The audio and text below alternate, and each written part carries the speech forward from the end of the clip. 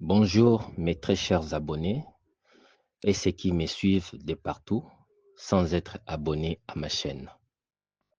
Je m'appelle Samuel Sabaoth Badibanga Keba.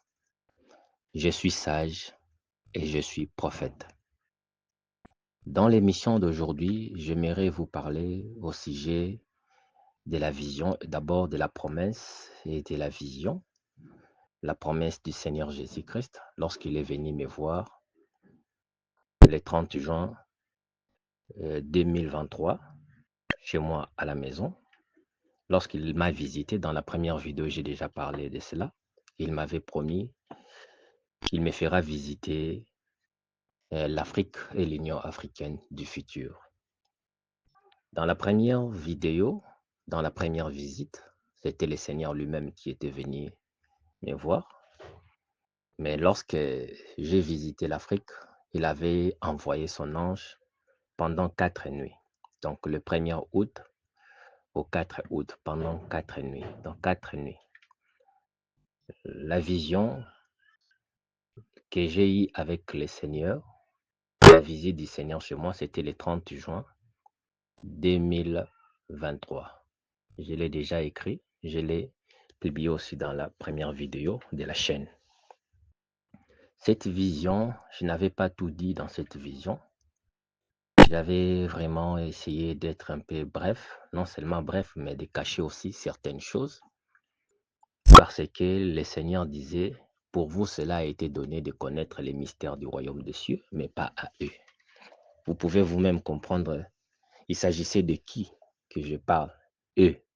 Et là que le Seigneur avait dit, pour vous, cela a été donné de connaître les mystères du royaume des cieux, mais pas à eux. Dans cette chaîne, je le considère comme étant média. Je suis suivi par beaucoup de personnes. Beaucoup de personnes me suivent. Ceux qui sont de Dieu et ceux qui ne sont pas de Dieu, tout le monde me suit. C'est pourquoi, quelque part, j'utilise aussi ma sagesse pour ne pas me faire trop d'ennemis et pour ne pas subir des combats inutiles. Car la différence entre un prophète et un sage, je l'avais déjà expliqué dans les vidéos précédentes. J'ai toujours considéré des prophètes comme des fous et des sages comme des lâches. Permettez-moi, ça c'est juste mon expression. C'est juste mon expression.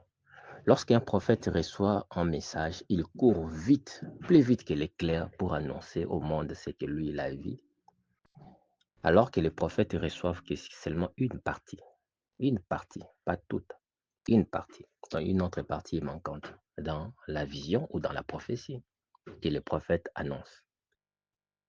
Alors le prophète court plus vite que l'éclair pour aller annoncer. Il ne regarde même pas les inconvénients, il ne regarde même pas ce qui peut lui arriver. C'est pourquoi la plupart des prophètes de l'ancien temps ont été lapidés, d'autres ont été tués, d'autres ont été enfermés dans les cachots. C'est pourquoi j'ai utilisé cette expression, ça ce n'est que moi, que les prophètes sont des fous. Parce que quelqu'un qui a réussi un peu, il court vite pour aller annoncer alors qu'une autre partie manque.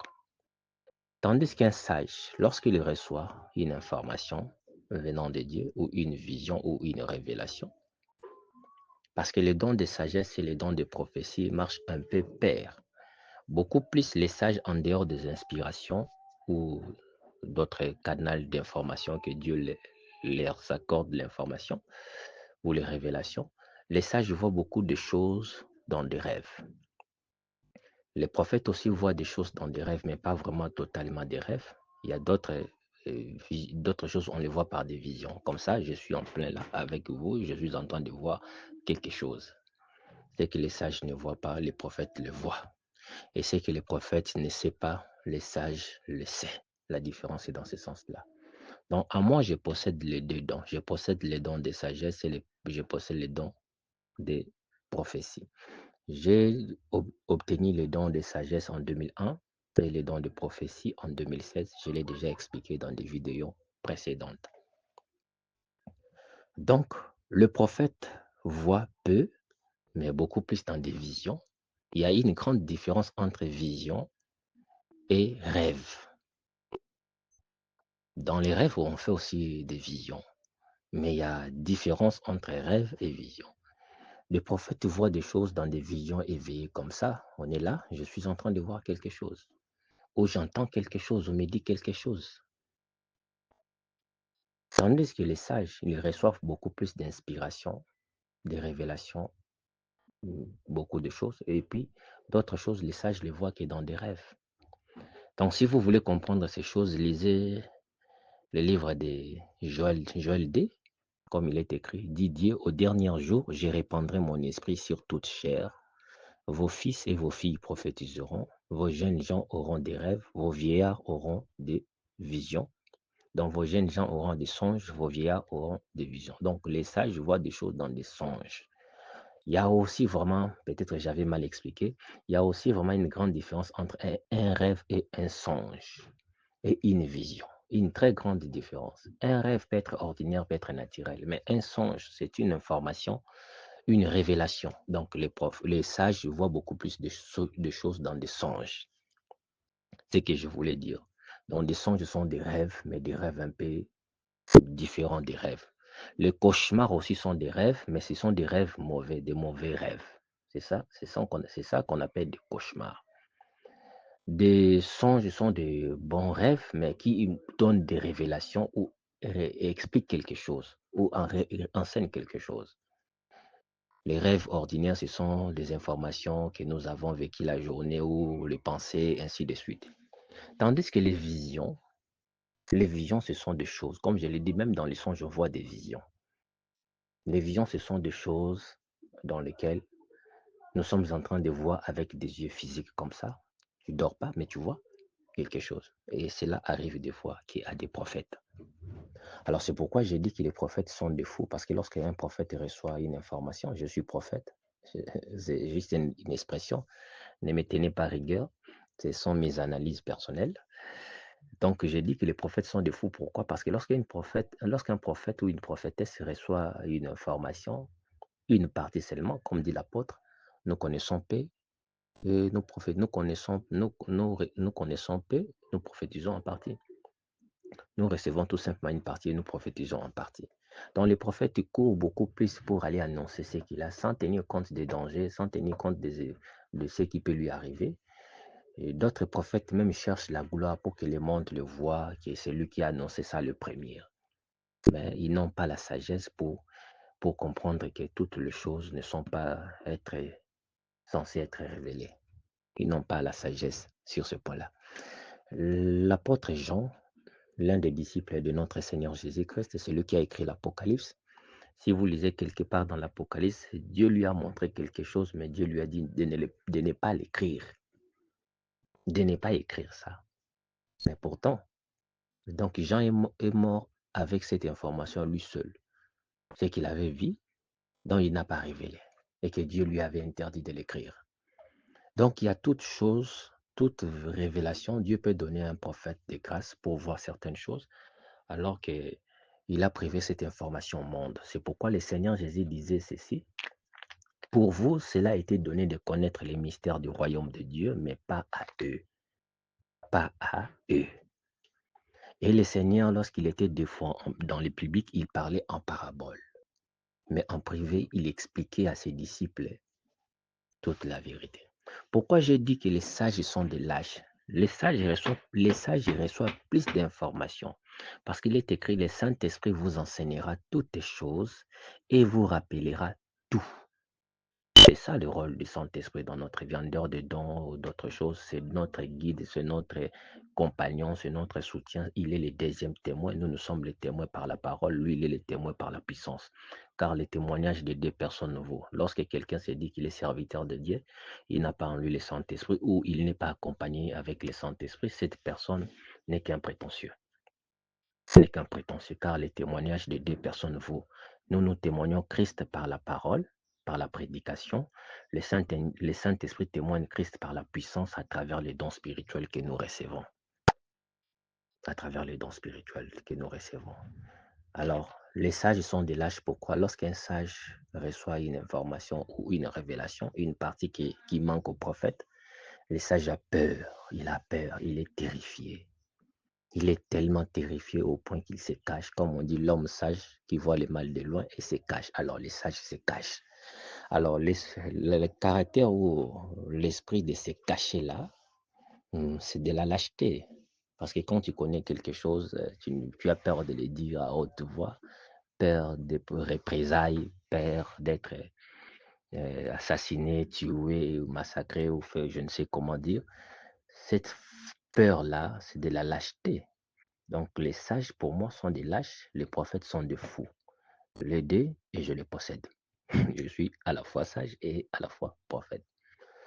Je mets entre parenthèses parce que j'ai ouvert quelque chose qui ne concerne pas vraiment l'émission d'aujourd'hui. L'émission d'aujourd'hui, comme je viens de le dire, je veux parler au sujet de l'Union africaine du futur. Donc, du futur proche et ainsi de suite. L'Union africaine du futur. L'Union africaine du futur, je le vis pendant 4 nuits. Nous avons parcouru avec l'ange de Dieu pendant 4 nuits. Chaque nuit, il venait me prendre à la maison.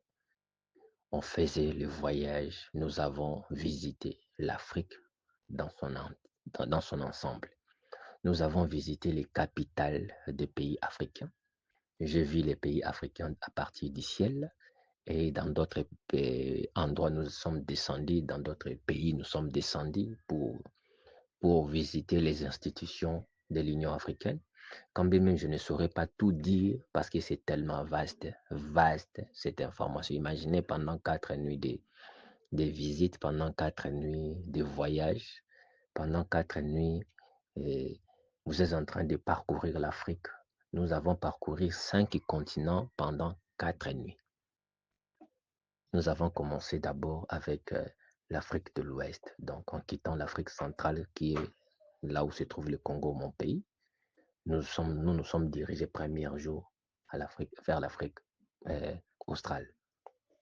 Nous avons visité plusieurs pays, non, tous les pays de l'Afrique, pas plusieurs pays, tous les pays de l'Afrique australe, les capitales de ces pays à travers le ciel. Il y a d'autres endroits, même on s'est retrouvé directement dans le ciel de cette capitale ou de ces pays avec l'ange de Dieu. Et il m'a accompagné, il m'a montré l'Afrique, il m'a montré les capitales de l'Afrique, il m'a montré beaucoup de choses que je ne saurais pas détailler dans le cadre de cette émission. Parce que cette émission, je vais beaucoup plus me concentrer sur l'organisation future de l'Union africaine que j'ai essayé de reproduire la charte. J'ai essayé de reproduire cette charte à 90%, je crois, donc 90%. J'ai essayé de reproduire la charte parce que la charte de l'Union africaine que j'ai essayé de reproduire, cette charte, cette charte euh, Cette charte a subi aussi à l'avenir ce qu'on appelle, bon, je ne sais pas si c'est un bon français, amendement ou révision. A subi aussi des révisions et l'ange m'avait montré toutes les révisions de la charte. Mais j'ai essayé de reproduire un peu la forme qui est vraiment exacte, qu'on peut trouver dans toutes les révisions que j'avais vues dans le futur, que j'avais vues dans le futur. La charte que j'avais vue, ce n'est pas moi qui ai écrit cette charte, mais je suis celui aujourd'hui qui a reproduit ce qu'il a vu, donc ce qui m'a été révélé, je le reproduis. Quand bien même j'ai reproduit cette charte à 90%, cette charte peut avoir vie ou existence par rapport à ce qui m'a été révélé, par rapport à ce que je vis. C'est le Congo, la République démocratique du Congo actuelle, qui a initié le projet de la charte de l'Union africaine. Dans mon pays, c'est mon pays, la République démocratique du Congo, qui va initier, dans le futur, j'ai vu que c'était mon pays, la République démocratique du Congo, qui a initié le projet de la charte de l'Union africaine et un comité a été établi en République démocratique du Congo. Chaque pays africain a envoyé une équipe de rédaction de professionnels pour étudier tous les paramètres pour créer la charte de l'Union, rédiger la charte de l'Union africaine qui sera soumise à chaque pays africain pour être adopté, soumis d'abord à chaque pays africain, pour être adopté lors de la conférence de l'Union africaine spécialement convoquée pour l'adoption de cette charte. Donc, mon pays est l'initiateur. Mon pays est le pays qui va initier le projet de la charte de l'Union africaine que j'ai essayé aujourd'hui de reproduire. C'est que j'ai vu, donc, une équipe des rédacteurs était venue parce qu'il y a plusieurs d'autres documents qui doivent suivre cette charte-là. Plusieurs documents qui doivent suivre cette charte-là. Et c'est de rédaction de ces documents-là. Cette équipe sera constituée en République démocratique du Congo, l'équipe des experts de chaque pays africain, sur 55 pays ou 54 pays africains qui comptent aujourd'hui l'Afrique. Ils vont déléguer, dans chaque pays, ils vont déléguer une ou deux personnes pour venir assister ces comités de rédaction, de discussions, d'amendements, de création de la charte et beaucoup d'autres documents concernant le futur de l'Union africaine. Mais l'initiateur, c'est la République démocratique du Congo, mon pays.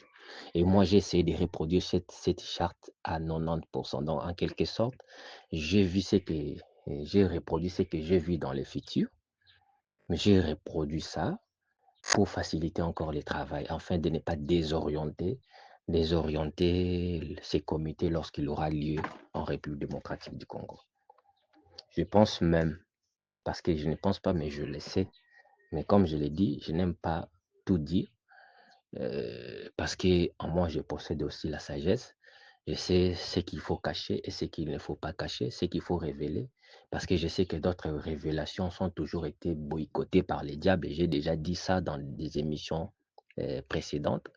Ce n'est pas seulement les chrétiens qui écoutent les prophéties ou les révélations, le monde des ténèbres écoute en même temps que nous, et le monde des ténèbres n'aime pas le changement, n'aime pas l'évolution, surtout si le monde des ténèbres qui est au contrôle de tout n'aime pas le changement. Alors lorsque nous révélons le plan de Dieu, le monde des ténèbres s'active lui aussi pour faire en sorte que cette prophétie ne s'accomplisse pas. Quand bien même cette prophétie s'accomplira, mais cette prophétie ça peut tarder. C'est pourquoi le prophète Habakkuk a dit dans Habakkuk 2, verset 3, et si une prophétie tarde, attends-la, car elle s'accomplira certainement. Donc le prophète Habakkuk a dit qu'une prophétie peut durer. Pourquoi une prophétie peut durer? C'est à cause de l'ennemi Satan, le diable. Parce que le diable ne veut pas, j'ai déjà expliqué ça dans des émissions précédentes, ceux qui veulent comprendre mes dires doivent retourner dans mes anciennes vidéos que j'ai publiées dans la chaîne. Ils doivent trouver tout ce que j'ai déjà dit et que je ne saurais pas dire dans cette émission. Donc, une prophétie peut durer ou une prophétie peut être retenue à cause de l'ennemi. Je peux vous donner un seul exemple. Daniel, lorsqu'il a prié, dès le premier jour, l'ange de Dieu a été envoyé pour répondre à Daniel. Mais l'ange de Dieu est arrivé vers Daniel le 21e jour. Aujourd'hui, certaines personnes commencent à faire le 21 jours de jeûne de Daniel. Ils pensent que parce que Daniel avait jeûné 21 jours, moi aussi je dois jeûner 21 jours. Daniel a été exaucé dès le premier jour. Dès le premier jour. Mais les diables ne voulaient pas que l'ange arrive jusqu'à Daniel. Comme dans l'espace céleste, comme dit la parole de Dieu, nous n'avons pas à lutter contre la chair et le sang, car nous avons à lutter contre les dominations, les autorités, les principautés et les esprits méchants dans les lieux célestes. Pas dans les cieux, mais dans les lieux célestes, il existe des esprits méchants, les diables, son armée, les démons, toute son organisation, ainsi que dans les eaux des océans, le diable a sa résidence, dans les lieux célestes, il a aussi sa résidence. Alors, des fois, cette armée travaille dur pour empêcher l'accomplissement de certaines choses, afin que les prophéties ne s'accomplissent pas et les chrétiens dorment pendant que le monde des ténèbres travaille. Pendant que le monde des ténèbres travaille. Alors, ce que je voulais dire, c'est la raison pour laquelle j'ai dit que, quand même je sais que nous sommes dans cette époque, ou l'époque du président actuel, Mais les présidents actuels, c'est comme s'ils n'écoutent pas vraiment les prophètes. C'est comme s'ils n'écoutent pas ce que les hommes de Dieu de notre temps disent. C'est comme si lui et son équipe sont seulement concentrés pour écouter l'actualité politique du monde plutôt que d'écouter la volonté de Dieu ou la vision de Dieu pour notre pays. C'est vrai que par cette même occasion, le diable profite aussi pour être glissé parmi les enfants de Dieu pour donner des fausses prophéties. Mais je sais que nos dirigeants sont des hommes intelligents, des hommes intellectuels. Ils savent distinguer ce qui est vrai et de ce qui est faux. Et s'ils ont l'oreille pour écouter Dieu, ils comprendront ce qui vient de Dieu et ce qui vient du malin. Mais ces derniers temps, ils cherchent tout simplement à se concentrer toute leur pensée qui est dans des choses qui regardent la politique, que plutôt qui regardent la spiritualité ou qui regardent la volonté de Dieu, tout simplement. Normalement, nous sommes dans cette époque que le chef de l'État actuel devait convoquer une équipe des experts de l'Union africaine, de chaque pays, pour la rédaction de ces projets. Donc, il va proposer à tous les dirigeants des pays africains d'envoyer des spécialistes, car la République démocratique du Congo va présenter un projet de rédaction de la charte, de la nouvelle charte de l'Union africaine, parce que nous avons eu la charte de l'organisation de l'Union africaine. Et maintenant, nous avons l'acte constitutif de l'Union africaine. Mais nous n'avons pas la charte de l'Union africaine. Nous avons tout simplement l'acte constitutif de l'Union africaine. Mais nous n'avons pas la charte comme à l'époque de l'organisation de l'Union africaine. Nous avons eu la charte de l'organisation de l'Union africaine. Mais maintenant, ce qui doit être rédigé aujourd'hui, ce n'est pas la charte de l'organisation de l'Union africaine, mais c'est la charte de l'Union africaine. Et ces projets, c'est la République démocratique du Congo qui initie ces projets et qui demande une équipe des experts venant de tous les pays africains qui vont siéger ici à Kinshasa comme un comité de rédaction de documents qui vont changer l'histoire de l'Afrique, qui vont changer l'histoire de l'Afrique, le futur que moi j'ai vu. Et moi, je me suis donné la peine parce que je suis celui à qui Dieu a révélé l'avenir de l'Afrique et je le vis, quand bien même que je n'ai pas écrit ça avec exactitude. C'est pourquoi, lorsque le chef de l'État actuel décidera de faire venir les experts, proposer les pays africains, les dirigeants de chaque pays, d'envoyer des experts qui seront pris en charge par le gouvernement congolais. Ces experts, le nombre de jours qu'ils vont faire dans la République démocratique du Congo, que cela soit 1 mois, 2 mois, 3 mois, 4 mois, c'est le gouvernement congolais qui prendra en charge et en responsabilité parce que c'est le projet du gouvernement congolais qu'il va présenter à l'Union africaine. Et ces projets, j'ai déjà commencé la rédaction par rapport à la vision. Et aujourd'hui, je vais me concentrer pour expliquer un peu les organes, parler un peu sur les organes futurs de l'Union africaine. Donc, je ne saurais pas les détailler tout, mais je vais expliquer seulement superficiellement. Superficiellement, mais les projets déjà couchés sur des documents. Je vais expliquer superficiellement. Vous voyez même que je n'ai pas voulu parler vraiment des détails concernant ma visite de l'Afrique. Donc, je vis l'Afrique que je n'ai pas visité dans son entièreté parce que j'ai déjà visité le Congo-Brazzaville et c'est tout. Le seul pays que j'ai visité physiquement, c'est le Congo-Brazzaville. Mais spirituellement, je connais toutes les capitales d'Afrique ainsi que d'autres villes, pas seulement les capitales, d'autres villes aussi d'Afrique que je le vis. Je le vis. Je vis des villes des pays africains. Je vis des villes des pays africains ainsi que leurs capitales. Quelques-unes des villes et des capitales. Toutes les capitales d'Afrique, je le vis. J'ai visité l'Afrique avec l'ange pendant 4 nuits. Nous avons parcouru l'Afrique pendant 4 nuits et nous sommes allés visiter les sièges des institutions de l'Union africaine parce que l'Union africaine ne va pas seulement concentrer toutes ses institutions à Addis Abeba, qui est la capitale de l'Afrique, Addis Abeba, qui est la capitale de l'Afrique, et Libéria, seconde capitale, en quelque sorte, c'est seconde capitale, Libéria. Donc, c'est le chef de l'État, comme je viens de le dire, actuel, quand bien même qu'il n'est pas concentré pour ça.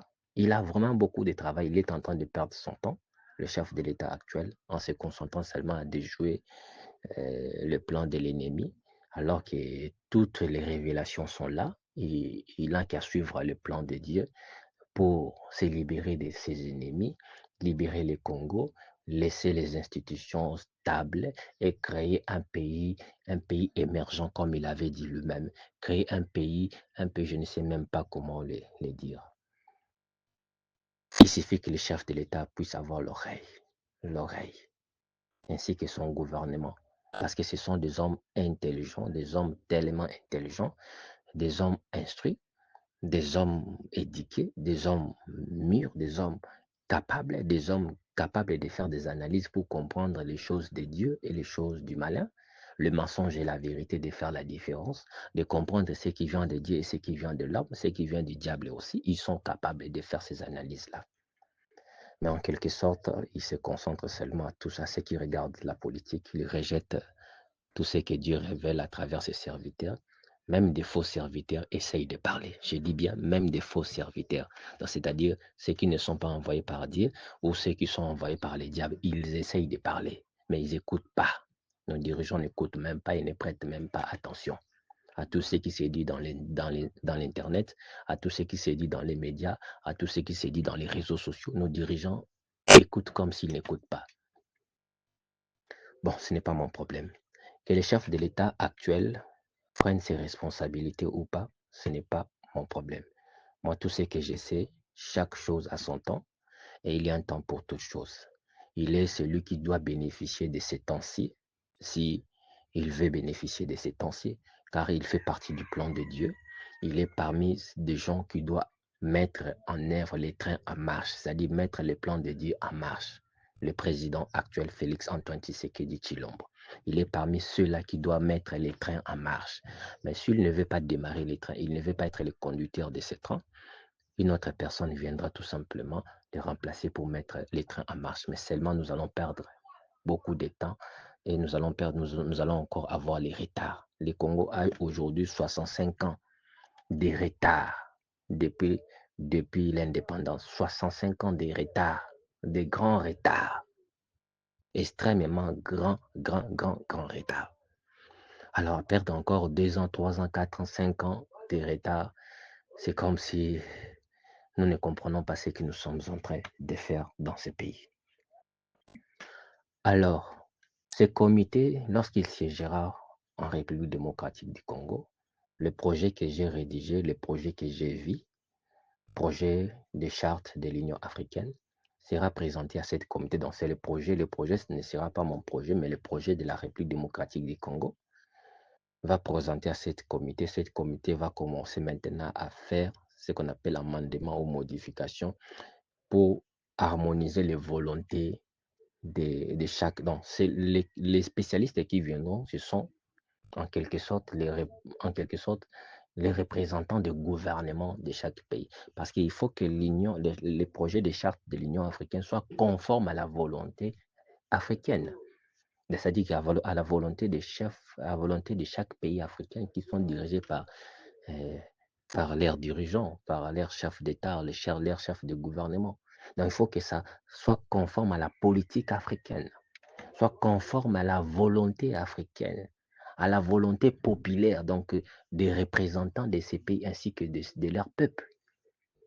Donc, l'équipe qui viendra ici fera un travail conformément à la volonté populaire africaine, à la volonté des représentants de leur pays ainsi que de leur peuple. C'est la raison pour laquelle ce projet sera amendé et sera révisé, mais le porteur de ces projets, c'est la République démocratique du Congo. C'est le gouvernement congolais qui sera le porteur de ces projets et qui sera soumis à l'Union africaine pour être discuté dans la conférence des chefs d'État de l'Union africaine et adopter la nouvelle charte de l'Union africaine que je vais essayer, je dis bien, je vais essayer de parler sur les futurs organes de l'Union africaine. Donc, comme je l'ai dit, je ne saurais pas les détailler parce que si je veux les détailler vraiment en détail, les projets euh, en détail, donc je pense que je vais vous consommer beaucoup des heures d'écoute, ce qui écouter pendant beaucoup des heures, c'est aussi fatigant. L'Union africaine sera composée des États membres, qui sont aujourd'hui 54 ou 55, si je ne m'abuse pas. Bon, normalement, l'Union africaine a 55 États, mais nous avons toujours tendance de parler de ces 54 États. Donc, l'Union africaine, avec ses États membres, l'Union africaine ne se limitera pas seulement à ses États membres. Pourquoi j'aimerais parler de ces projets? Parce que le roi de Dieu, le roi divin qui viendra, siégera et consolidera, renforcera cette institution qu'on appelle l'Union africaine. C'est pourquoi si vous suivez, euh, vous suivez mes vidéos précédentes, j'ai parlé, lorsque cet homme s'est présenté à l'Assemblée générale des Nations unies, son discours, lorsqu'il a parlé sur l'Afrique. Comment il a défendu l'Afrique, quand même, je n'ai pas vraiment détaillé, mais j'ai expliqué quand même des lignes de son discours, de ce qu'il devait dire, qui n'est pas encore arrivé, mais je vous ai déjà annoncé dans des vidéos précédentes. Donc, l'Union africaine, le roi de Dieu viendra et trouvera cette organisation commencer à être renforcée et à devenir une institution plus grande que l'Union européenne. L'Union africaine deviendra une institution plus grande que l'Union européenne. Donc, seulement la Nations unies qui sera plus grande que l'Union africaine. Aucune organisation en dehors des Nations unies sera plus grande que l'Union africaine. Mais l'Union africaine deviendra une institution que le monde entier commencera à suivre, surtout les Africains qui se trouvent partout dans le monde entier. L'Union africaine sera renforcée avec ses institutions. L'Union africaine deviendra une institution africaine la plus puissante au monde. Donc, en quelque sorte, après la Nations unies, ça sera l'Union africaine. L'Union européenne que vous connaissez aujourd'hui, qui est une grande institution aussi, qui est déjà plus stable que l'Union africaine et qui a un budget colossal par rapport au budget de l'Union africaine, l'Union africaine va renforcer ses positions. L'Union africaine va devenir de plus en plus puissante. C'est grâce à cette nouvelle charte de l'Union africaine, à ces projets qui sera présenté par la République démocratique du Congo, par le gouvernement congolais, au gouvernement des États africains et qui seront adoptés à l'Assemblée générale de l'Union africaine actuelle. À l'Assemblée générale. L'Union africaine va avoir, en dehors de ses États membres, l'Union africaine va avoir désormais les États associés et les États partenaires. Je vais essayer dans cette émission de vous donner des différences entre États membres, États associés et États partenaires de l'Union africaine. Je vais vous donner des définitions qui seront dans la charte de l'Union africaine du futur. Je vais vous lire quelques définitions qui seront intégrées à la charte de l'Union africaine. Les définitions de mots, comme je viens de le dire, États membres, États associés, États partenaires, mais je vais aussi vous lire les définitions qui seront intégrées, les définitions que je vis, qui seront intégrées dans ces projets de charte ou dans la charte de l'Union africaine. D'abord, la charte, le mot charte sera désigné ou défini dans la charte de l'Union africaine comme suit. Le mot charte désigne la présente charte, document fondateur et cadre juridique suprême, régissant l'existence, les objectifs, les principes, la structure et le fonctionnement de l'Union africaine. Donc, l'Union africaine sera appelée l'Union africaine, mais on va ajouter un nom caché, élargi, donc l'Union africaine élargie. Mais on va toujours commencer à écrire l'Union africaine, mais l'Union africaine ne sera pas vraiment l'Union africaine simple, sera l'Union africaine élargie.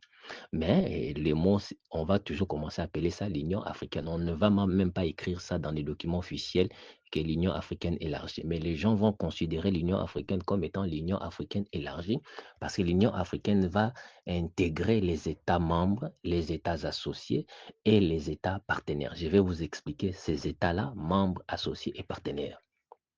Je vais vous expliquer. Donc, l'Union africaine ne changera pas de nom. Il sera tout simplement l'Union africaine. Mais on va commencer à appeler ça, donc le peuple appeler ça, ou le monde appeler ça l'Union africaine élargie à cause de l'intégration des États associés et des États partenaires. Des États associés et des États partenaires. Et je vais vous donner des définitions que je vis dans la charte future qui m'a été montrée et que j'ai essayé de reproduire. Et que j'ai réussi à 90%, c'est ce que je crois, à 90%, pas à 100%.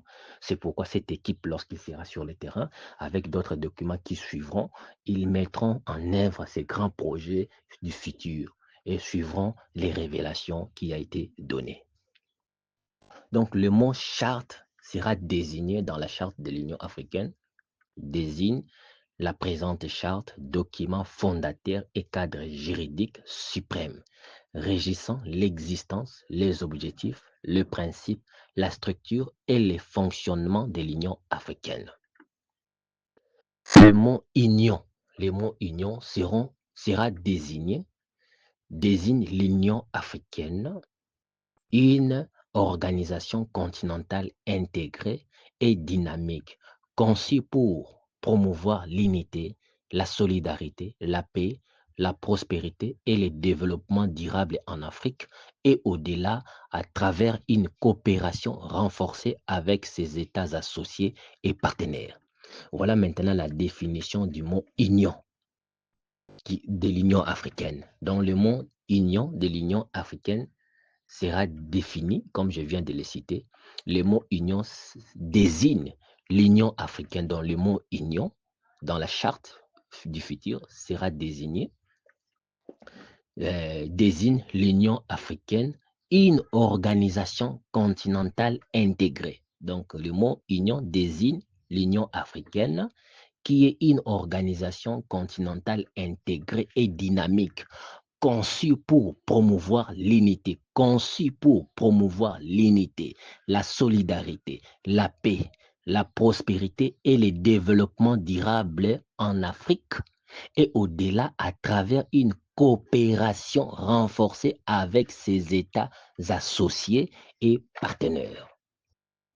Voilà la définition de l'Union africaine ou de l'Union qui se trouve dans l'Union africaine du futur. Maintenant, je vais définir ou je vais expliquer la définition qui sera intégrée dans la définition des États membres, qui sera intégrée dans le projet de charte, plutôt dans la charte de l'Union africaine, mais qui sera déjà dans le projet de charte de l'Union africaine, mais qui sera adopté dans la charte de l'Union africaine. États membres désignent les États membres de l'Union africaine, constitués de l'ensemble des pays du continent africain ayant ratifié la présente charte. Ils jouissent de tous les droits et assument toutes les obligations découlant de cette charte, formant les noyaux décisionnels et stratégiques de l'Union africaine. Donc, voilà la définition des États membres. Les États membres de l'Union africaine seront définis dans la charte de l'Union africaine comme suit. Comme je viens de le citer, je le reprends pour permettre à tout le monde de bien écouter. Les États membres ou États membres désignent les États membres de l'Union africaine, constitués de l'ensemble des pays, donc des pays frères, des pays du continent africain, de l'ensemble des pays du continent africain ayant ratifié la présente charte. Ils jouissent de tous les droits et assument toutes les obligations découlant de cette charte, formant le noyau décisionnel et stratégique de l'Union africaine. Le pays des États membres, le pays africain où les États membres seront appelés les pays frères. C'est comme ça qu'ils seront appelés. Donc, les pays dans les 54 ou 55 pays de l'Union africaine seront appelés le pays frère, les pays frères. Donc, les États membres seront appelés les pays frères. Ça, c'était la définition des États membres. Maintenant, voici la définition des États associés. Parce que vous allez vous poser la question, la différence entre les États membres et les États associés et les États partenaires.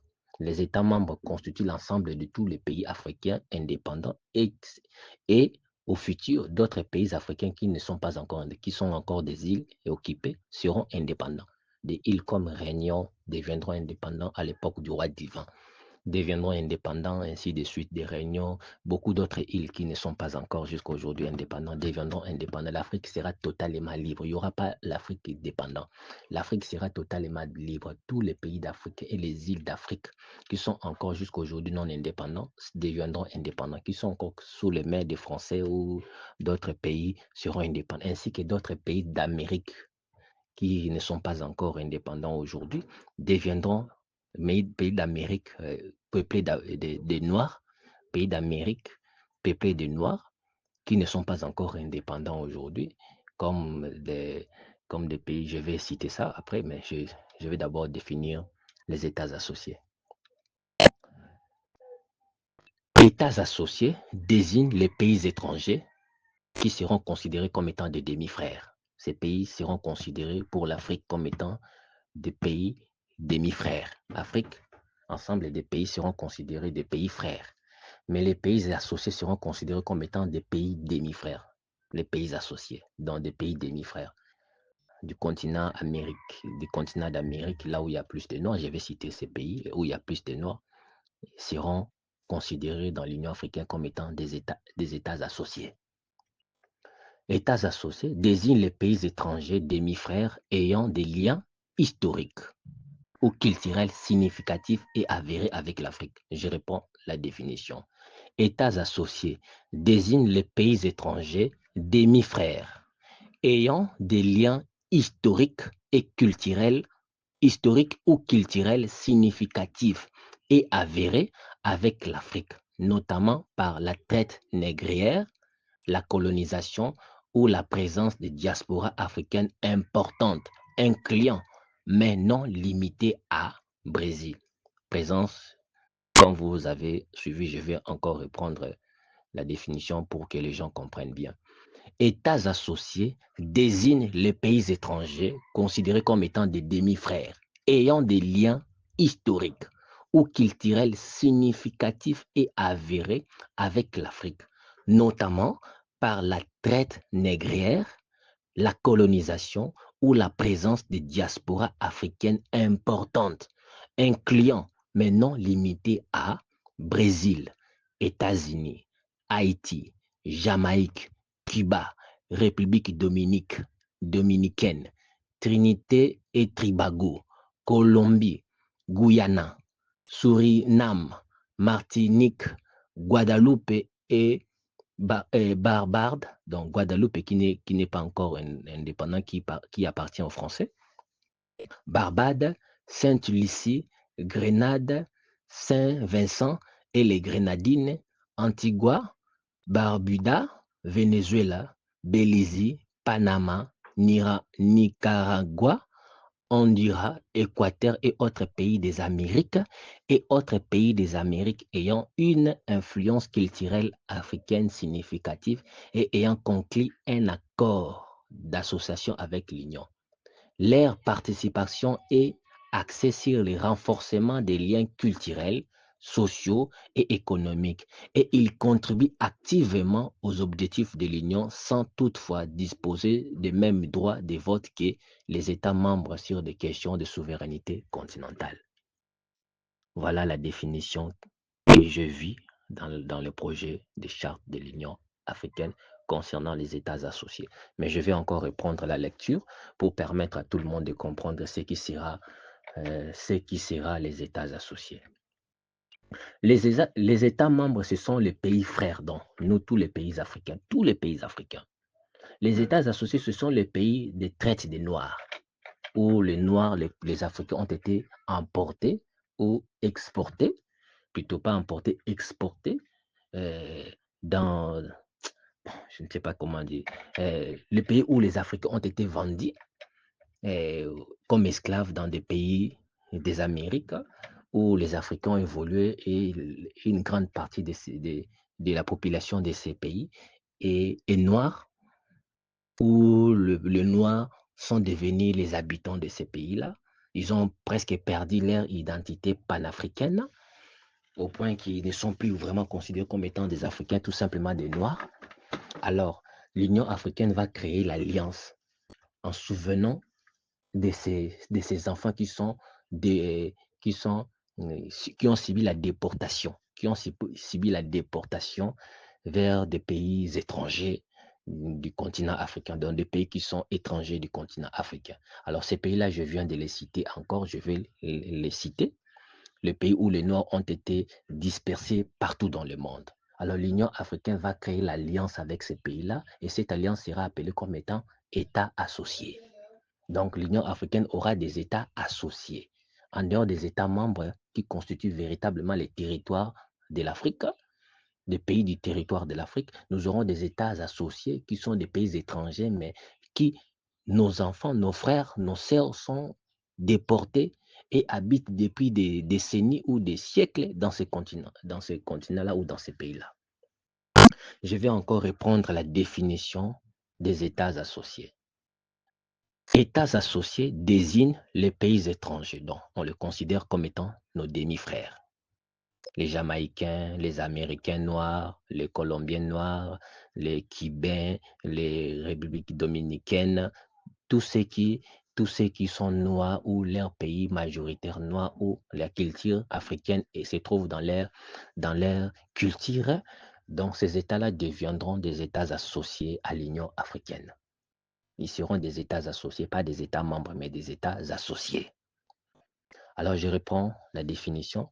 États associés désignent les pays étrangers demi-frères, entre parenthèses, demi-frères, ayant des liens historiques, donc ils ont des liens historiques avec l'Afrique, ayant des liens historiques ou culturels significatifs, ayant des liens historiques ou culturels significatifs et avérés avec l'Afrique, notamment par la traite négrière des pays qui ont subi la traite négrière, la colonisation ou la présence des diasporas africaines importantes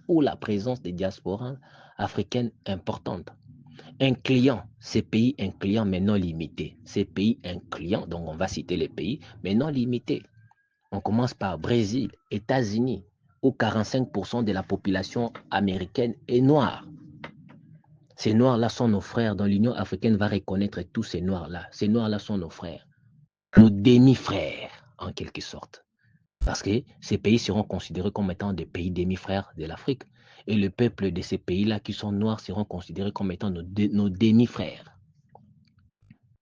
Ainsi que les blancs de ces pays-là, parce que leurs pays seront intégrés dans l'Union africaine comme étant des États associés. Ils seront des États associés, pas des États membres. Dans des pays où majoritaires noirs, où la traite négrière a existé, où la colonisation a existé, la présence des diasporas africaines importantes existe, ces pays incluent non limités à Brésil, États-Unis, Haïti, ce sont nos frères, nos demi-frères, Jamaïque, nos demi-frères, Cuba, nos demi-frères, République dominicaine, Trinité et Tobago plutôt, Trinité et Tobago, Colombie, Guyana, Suriname, Martinique et Guadeloupe sont encore entre les mains des Français. Ces deux territoires deviendront aussi indépendants à l'avenir. Beaucoup plus, c'est l'Afrique qui va demander l'indépendance de ces territoires occupés encore par les Français. Quand même la France sera aussi partenaire, je vais expliquer, vous allez trouver tout ça dans l'Union africaine. Dans l'Union africaine devenant une institution forte qui va demander l'indépendance de toutes les îles d'Afrique, ainsi que des pays comme Martinique et Guadeloupe seront, leur et l'Union africaine demandera leur indépendance. Ce sont des pays majoritaires noirs, considérés comme étant des Antillais. Majoritaires noirs. Ces pays se trouvent encore entre les mains des Français, mais qui se trouvent dans le continent d'Amérique, dont on parle beaucoup plus le français là-bas, seront indépendants au futur. Donc, je le prévois déjà dans ces projets parce que je le vis déjà indépendant dans le futur. Alors, je le prévois parce que dans la charte, je le vis écrit comme ça. Comme même ces pays actuellement ne sont pas encore indépendants, mais qui dépendent encore de la puissance française. Martinique, Guadeloupe, bon, je continue. Barbade, Sainte-Lucie, Grenade, Saint-Vincent et les Grenadines, Antigua et Barbuda, Venezuela, Belize, Panama, Nicaragua, Honduras, Équateur et autres pays des Amériques ayant une influence culturelle africaine significative. Donc les pays associés seront des pays des Amériques ayant, parce que les pays que je viens de citer se trouvent en Amérique. Ayant, ce sont donc les États associés, ce sont que des pays des Amériques, ayant une influence culturelle africaine significative et ayant conclu un accord d'association. Donc, il conclut, ce n'est pas obligatoire que ces pays deviennent associés à l'Union africaine, mais ces pays seront tentés ou seront sollicités à devenir des États associés de l'Union africaine. C'est pourquoi ces pays conclura avec l'Union africaine un accord d'association. Pas que ces pays deviennent totalement dépendants. Non, ces pays restent toujours des pays, des États souverains, des États indépendants, mais ils seront associés comme on est associés dans les affaires. Et les peuples de ces pays seront considérés comme étant nos demi-frères. Beaucoup plus les Noirs de ces pays seront vus comme étant nos demi-frères.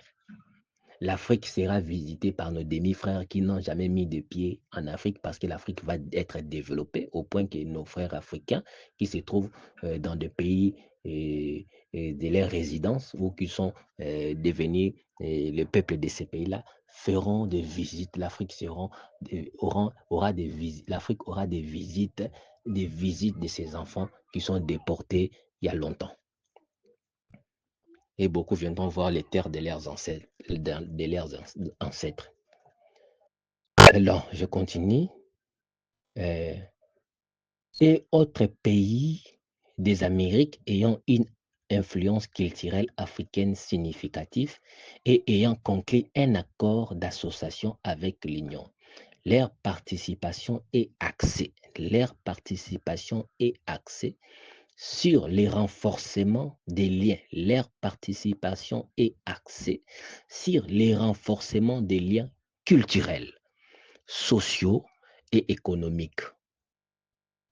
Et ils contribuent activement aux objectifs de l'Union sans toutefois disposer des mêmes droits de vote que les États membres sur des questions de souveraineté continentale. Je pense que vous avez bien suivi cette partie.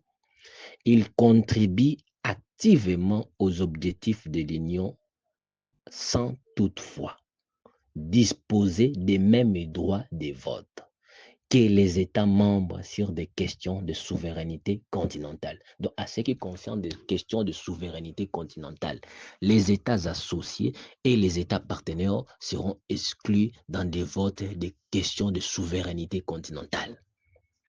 Mais dans d'autres votes, ces États vont commencer à voter dans nos institutions africaines parce que leurs représentants seront au milieu de nous en Afrique. L'Afrique sera reliée véritablement avec le monde. L'Afrique sera ouverte avec le monde. Partira dans ces pays que je viens de citer deviendra une petite chose. Et ces pays-là, les habitants de ces pays-là viendront dans nos pays facilement. Aller aux États-Unis deviendront facile pour les Africains. Aller au Brésil, Haïti, Jamaïque, Cuba, République dominicaine, et ainsi de suite, deviendront faciles pour les Africains ainsi que les habitants de ces pays-là. Donc, ces pays-là dans des questions de souveraineté, seront exclus dans des votes. Mais dans des questions qui ne regardent pas la souveraineté continentale, ces pays-là voteront ensemble avec nous et défendront leurs droits et leur coopération avec nous. Donc l'Union africaine du futur est vraiment magnifique par rapport à l'Union africaine merdique que nous sommes en train de vivre aujourd'hui. Bon, je passe maintenant à l'explication concernant les États partenaires, puisque je viens de citer les États membres et les États associés.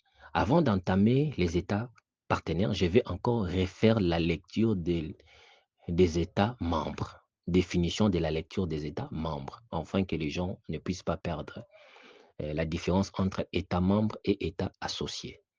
Parce que États membres, ce sont des pays frères qui composent l'Afrique. Les États associés, ce sont les pays demi-frères, là où se trouvent des Noirs, mais des Noirs qui ne sont plus des Africains, mais qui sont des Américains. Qui sont des Américains qui habitent l'Amérique, dont les pays de ces États-là sont devenus leur pays d'origine, ou plutôt leur pays de résidence. Je vais reprendre la définition des États membres. États membres désignent les États membres de l'Union africaine, constitués de l'ensemble des pays frères du continent, entre parenthèses, des pays frères du continent africain, ayant ratifié la présente charte. États membres désignent les États membres de l'Union africaine, constitués de l'ensemble des pays du continent africain ayant ratifié la présente charte. C'est pourquoi je vous ai dit, c'est les experts de ces pays africains qui seront envoyés en République démocratique du Congo pour constituer les comités de rédaction de projets de charte de l'Union africaine et des documents connexes, des documents annexes à ces projets de charte de l'Union africaine, le document annexe. Ils jouissent de tous les droits et assument toutes les obligations. Ces pays africains et des États membres jouissent de tous les droits et assument toutes les obligations découlant de cette charte. Toutes les obligations découlant de cette charte. Ces pays formant le noyau décisionnel et stratégique de l'Union. Donc, désigne les États membres de l'Union africaine constitués de l'ensemble des pays frères du continent africain ayant ratifié la présente charte. Ils jouissent de tous les droits et assument toutes les obligations découlant de cette charte, formant les noyaux décisionnels et stratégiques de l'Union africaine. États associés désignent les pays étrangers demi-frères ayant des liens historiques. J'ai déjà expliqué ça. Maintenant, je vais expliquer les États partenaires. La différence entre États associés et États partenaires. Voilà maintenant la différence qui va exister entre les États associés et les États partenaires. J'ai déjà dit, les États associés seront tous les pays des Amériques dont ils ont des liens significatifs avec l'Afrique sur le plan culturel, traite négrière, tout, on a déjà cité. Maintenant, les États partenaires.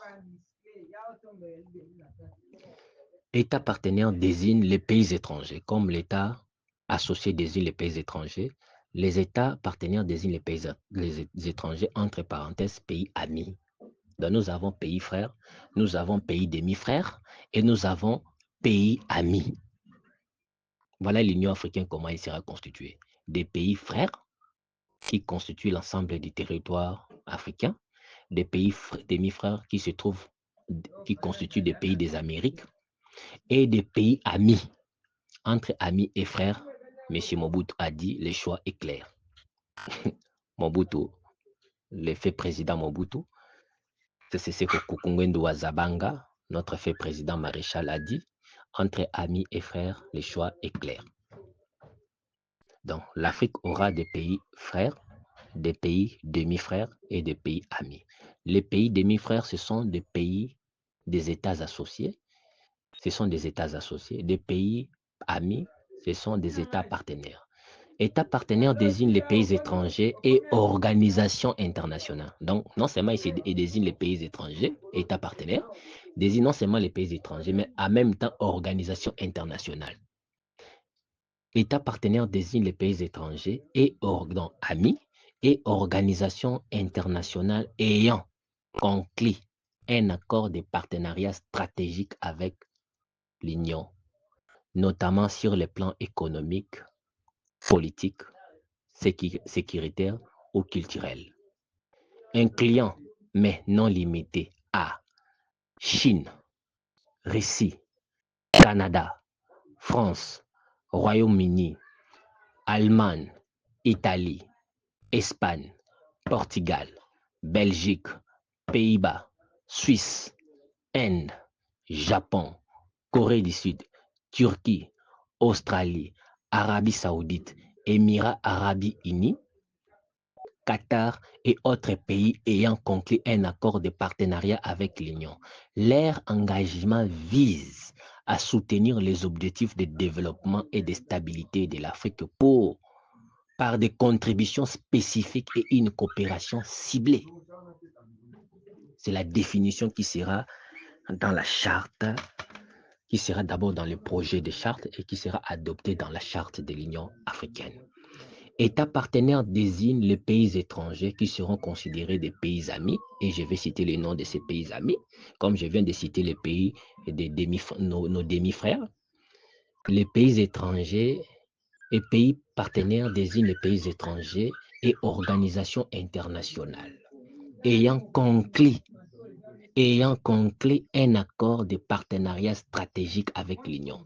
Donc, ils ont conclu un accord de partenariat stratégique avec l'Union, notamment sur le plan économique. Cet accord est conclu sur le plan économique, politique, sécuritaire ou culturel, incluant mais non limité à Chine, Russie, Canada, des pays qui seront déjà prêts à entrer dans ce projet, qui seront prêts, lorsqu'ils seront sollicités, ils n'hésiteront même pas, ils seront même tentés pour entrer dans... D'ailleurs, ils sont déjà des partenaires, actuellement ils sont déjà des partenaires, mais ils ne sont pas considérés comme étant des États partenaires dans le projet de la nouvelle charte, bon, enfin, dans la charte de l'Union africaine du futur. Donc, ces pays sont Chine, Russie, Canada, France, Royaume-Uni, Allemagne, Italie, Espagne, Portugal, Belgique, Pays-Bas, Suisse, Inde, Japon, Corée du Sud, Turquie, Australie, Arabie Saoudite, Émirats Arabes Unis, Qatar et autres pays ayant conclu un accord de partenariat avec l'Union. Leur engagement vise à soutenir les objectifs de développement. Leur engagement vise à soutenir les objectifs de développement et de stabilité de l'Afrique par des contributions spécifiques et une coopération ciblée. Voilà la définition des États qui seront dans les États de l'Union africaine. Je vais maintenant essayer de vous lire le préambule qui se trouvera dans le projet de la charte de l'Union africaine qui sera présenté par la République démocratique du Congo et qui sera adopté dans la charte de l'Union africaine. Voici le préambule. Nous, chefs d'État et de gouvernement des États membres de l'Union africaine, des États associés et des États partenaires, inspirés par les nobles idéaux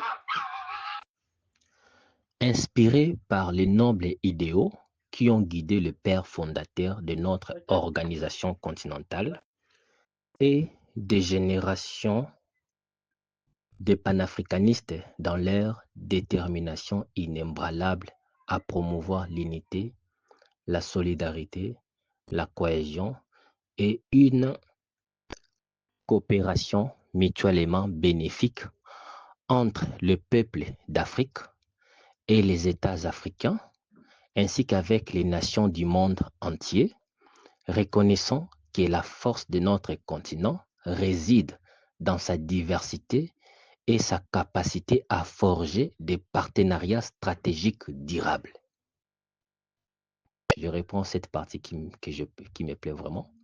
Inspiré par de nobles idéaux qui ont guidé le père fondateur de notre organisation continentale et des générations de panafricanistes dans leur détermination inébranlable à promouvoir l'unité, la solidarité, la cohésion et une coopération mutuellement bénéfique entre le peuple d'Afrique et les États africains, ainsi qu'avec des nations du monde entier. Reconnaissons que la force de notre continent réside dans sa diversité et sa capacité à forger des partenariats stratégiques durables.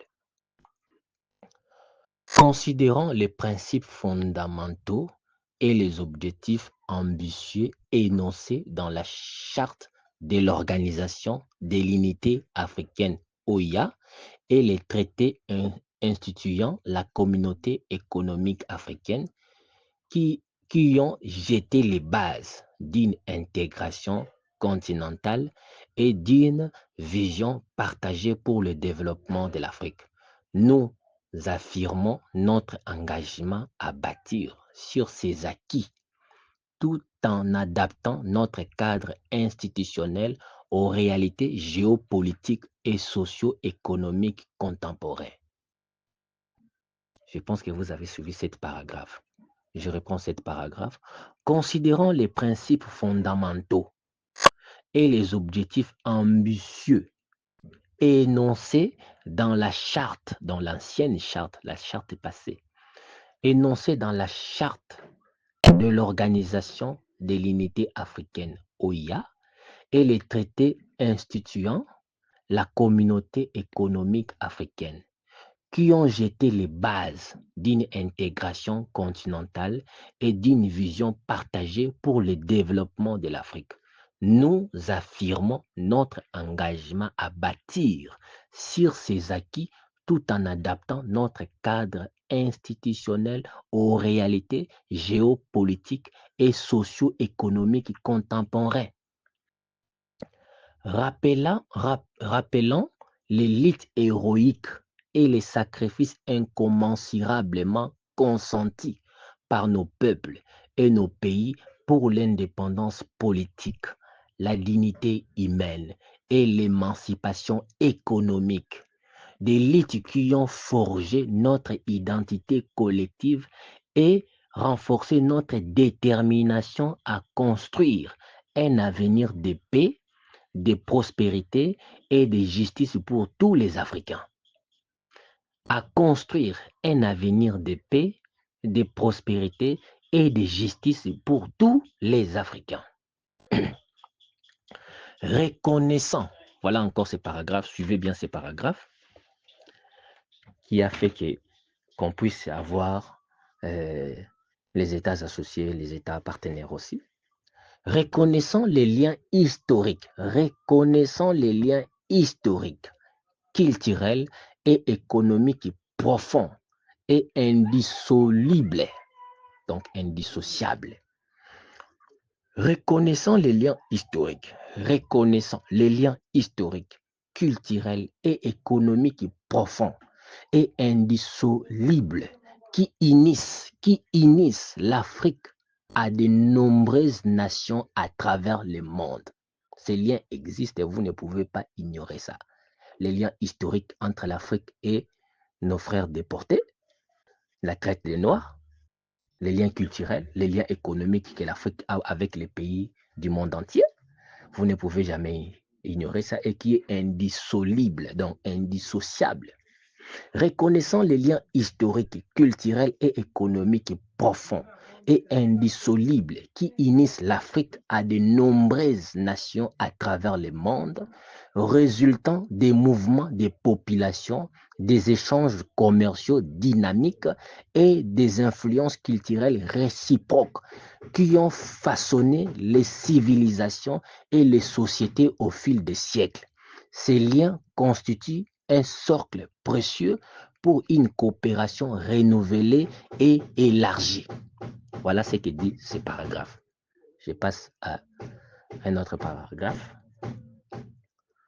Conscient de l'héritage complexe. Voilà, maintenant il explique Maguette Delia, il explique maintenant l'héritage complexe. Conscient de l'héritage complexe et souvent douloureux, ici de la traite négrière transatlantique et de la colonisation qui a créé des connexions durables et des diasporas vibrantes entre l'Afrique et de nombreux pays des Amériques, d'Europe et d'ailleurs. Nous nous engageons à transformer cet héritage à une source de force, de dialogue et de réconciliation en reconnaissant les contributions et les aspirations de ces communautés. Écoutez bien ces paragraphes, je les réponds. Conscient de l'héritage complexe et souvent douloureux, donc nous avons toujours ce blessure en nous. Conscient de l'héritage complexe, l'héritage qui nous a été légué, cet héritage complexe. Nos enfants sont déportés. Les Africains sont vendus comme des esclaves. Les Africains ont subi des choses à l'étranger, ainsi de suite. Conscient de l'héritage complexe et souvent douloureux, issu de la traite négrière transatlantique et de la colonisation qui a créé des connexions durables et des diasporas vibrantes entre l'Afrique et de nombreux pays des Amériques, d'Europe et d'ailleurs. Nous nous engageons à transformer cet héritage à une source de force, de dialogue et de réconciliation en reconnaissant les contributions et les aspirations de ces communautés. Dans ce paragraphe a pris fin, je passe à un autre paragraphe de notre préambule qui sera adopté dans le projet de la charte de l'Union africaine, tout comme dans la charte de l'Union africaine. Je passe dans ces paragraphes. Célébrons la contribution inestimable des diasporas africaines à l'enrichissement culturel, social, politique et économique de ces sociétés dans lesquelles elles se sont établies. Donc, nos frères qui sont déportés, qui sont vendus comme des esclaves, ont transformé richement ces communautés. Je réponds ces paragraphes, vous allez bien les comprendre vous-même. Moi, je ne fais que reproduire ce que je vis et l'ange de Dieu m'a aidé pour faire ce travail. Célébrons la contribution inestimable des diasporas africaines à l'enrichissement culturel, social, politique et économique des sociétés dans lesquelles elles se sont établies, ainsi qu'à la promotion du développement et de l'influence de l'Afrique sur la scène mondiale. Nous reconnaissons leur rôle essentiel en tant que 6e région de l'Afrique et leur potentiel en tant que catalyseur de croissance et d'innovation. Donc, la diaspora africaine, dans son ensemble, sera considérée comme étant la 6e région de l'Afrique. Donc, nos frères qui sont déportés, quand même leurs pays seront considérés des pays associés, ainsi que nos frères africains qui sont allés eux-mêmes proprement habiter dans des pays étrangers, qui ont fondé des familles, créé des familles, mais qui sont encore africains. Cette diaspora sera considérée par l'Union africaine du futur comme étant la 6e région sur 5 régions d'Afrique, sera considérée comme étant la 6e région d'Afrique. Et c'est ce que dit ce paragraphe. C'est ce que dit. Connaissons leur rôle essentiel en tant que 6e région de l'Afrique et leur potentiel en tant que catalyseur de croissance et d'innovation. Je passe à un autre paragraphe avant de terminer notre préambule. Considérons que depuis sa création, l'Organisation de l'Unité africaine a joué un rôle déterminant et précieux dans la libération du continent, l'affirmation d'une identité commune et la réalisation de l'unité de notre continent. Et a contribué à un cadre unique pour notre action collective en Afrique et dans nos relations avec le reste du monde. Nous saluons son héritage. Donc, ils ont salué l'héritage de l'Organisation de l'Unité africaine qui a commencé avant l'Union africaine. Nous saluons son héritage et nous nous engageons à le perpétuer en les renforçant. Je passe encore dans un autre paragraphe. Déterminé à relever les défis multiformes et interconnectés auxquels sont confrontés notre continent et nos peuples, à la lumière des changements rapides et profonds qui s'opèrent dans le monde politique, économique, social et technologique, nous nous engageons à adopter des approches innovantes et collaboratives pour transformer ces défis en une opportunité. Je pense que vous avez bien suivi ces paragraphes, je les relis.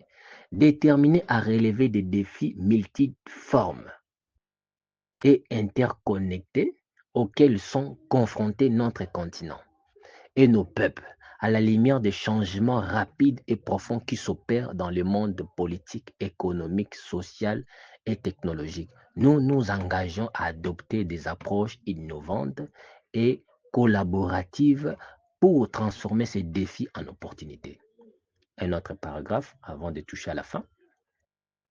Convaincu de la nécessité impérieuse d'accélérer le processus d'intégration en Afrique afin de permettre à l'Afrique de jouer pleinement le rôle qui lui revient dans l'économie mondiale et sur la scène internationale, tout en s'attaquant de manière efficace et durable aux problèmes sociaux, économiques et politiques multiformes auxquels elle fait face, notamment la pauvreté, les inégalités, les conflits et les changements climatiques. Un autre paragraphe. Reconnaissons que pour relever ces défis complexes et faire face efficacement aux nouvelles réalités sociales, économiques et politiques d'un monde globalisé, il est nécessaire d'élargir notre coopération au-delà des frontières du continent africain pour inclure des États historiquement et culturellement liés à l'Afrique, ainsi que des partenaires stratégiques du monde entier.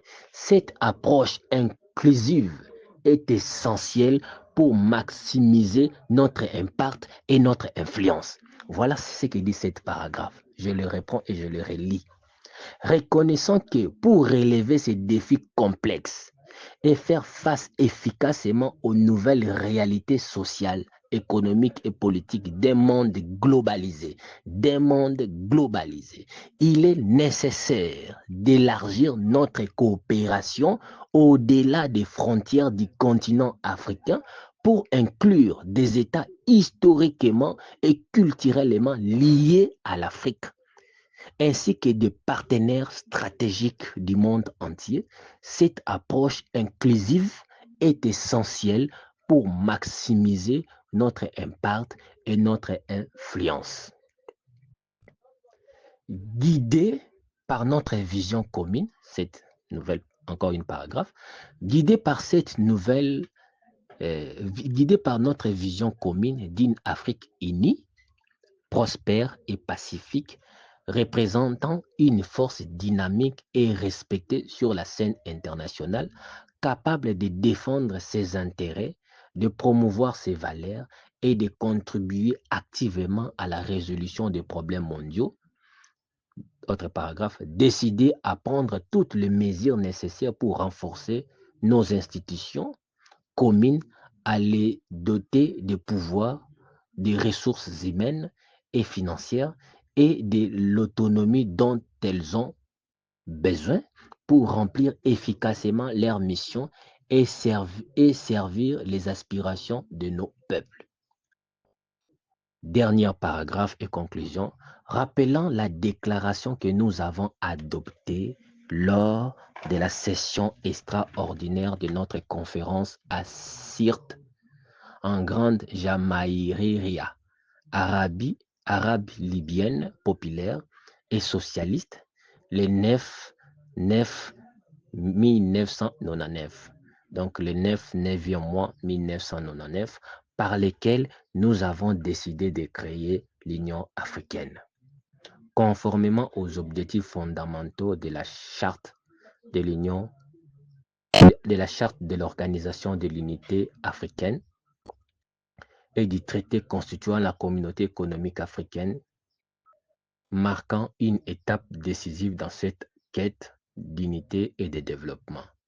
Nous sommes convaincus de ce qui suit. Voilà le préambule de la nouvelle charte, du projet de la charte. Cette préambule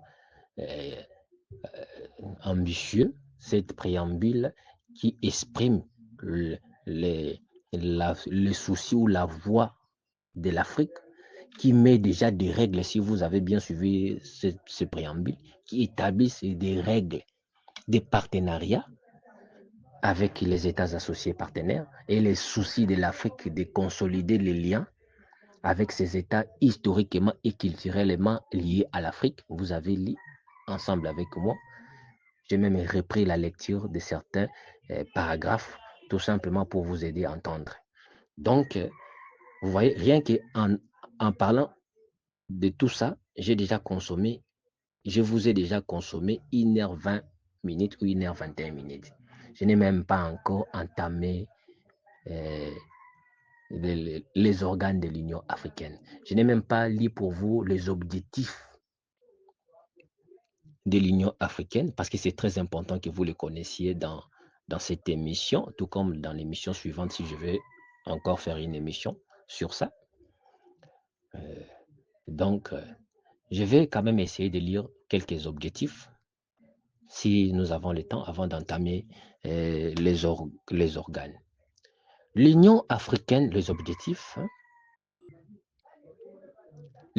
de l'Union africaine. L'Union africaine poursuit les objectifs suivants, qui guideront toutes ses actions et politiques. Pourquoi j'ai décidé de les lire? Parce que en parlant dans le préambule, on a cité les objectifs, on a parlé sur les objectifs, alors tant mieux que je puisse les lire pour que vous puissiez avoir au moins l'idée de ce qui sera les objectifs de l'Union africaine. L'Union africaine poursuit les objectifs suivants, qui guideront toutes ses actions et politiques. 1. Réaliser une plus grande unité. 1. Réaliser une plus grande unité et solidarité entre les pays et le peuple d'Afrique. Entre les pays et les peuples d'Afrique, en favorisant une identité panafricaine forte. En favorisant une identité panafricaine forte, ainsi qu'avec les États associés et partenaires, en bâtissant des ponts de compréhension et de coopération mutuelle. Suivez bien ces premiers paragraphes de l'objectif. Donc, premier objectif, réaliser une plus grande unité et solidarité entre les pays et le peuple d'Afrique, en favorisant une identité panafricaine forte, ainsi qu'avec les États associés et partenaires, en bâtissant des ponts de compréhension, en bâtissant dans l'Afrique, qui va bâtir des ponts entre les continents, d'autres continents, et ces ponts seront appelés des ponts de compréhension et de coopération mutuelle. En favorisant une identité panafricaine forte, en bâtissant des ponts de compréhension et de coopération mutuelle. Deuxième objectif de l'Afrique, de l'Union africaine, défendre la souveraineté, l'intégrité territoriale et l'indépendance des États membres.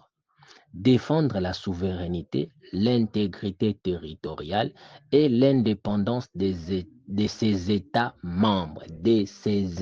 membres, en garantissant leur sécurité et leur stabilité face à toute menace interne ou externe, et en promouvant le respect mutuel entre nations. Défendre la souveraineté, l'intégrité territoriale et l'indépendance de ces États membres en garantissant leur sécurité et leur stabilité face à toute menace interne ou externe, et en promouvant le respect mutuel entre nations. 3.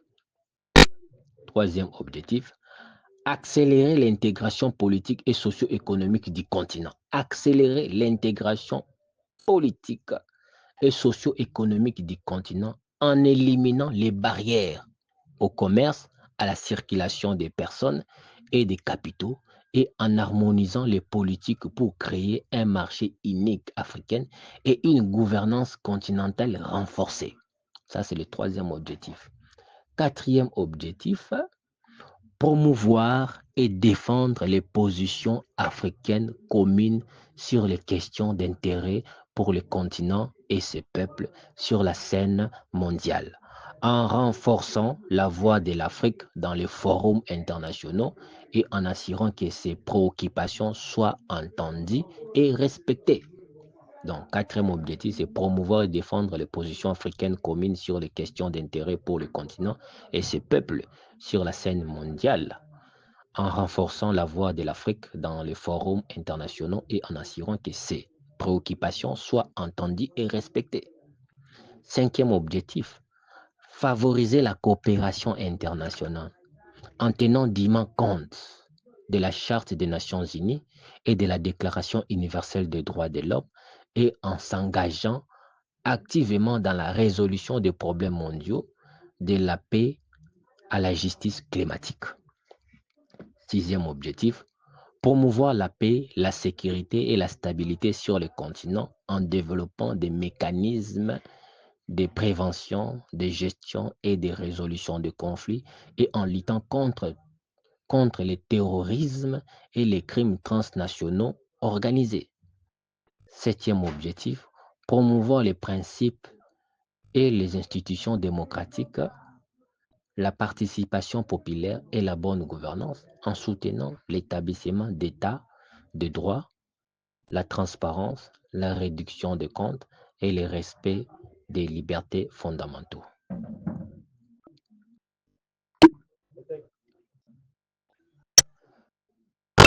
Objectif 8, promouvoir et protéger les droits de l'homme et des peuples conformément à la Charte africaine des droits de l'homme et des peuples et aux autres instruments pertinents relatifs aux droits de l'homme en garantissant l'égalité, la dignité et la justice pour tous.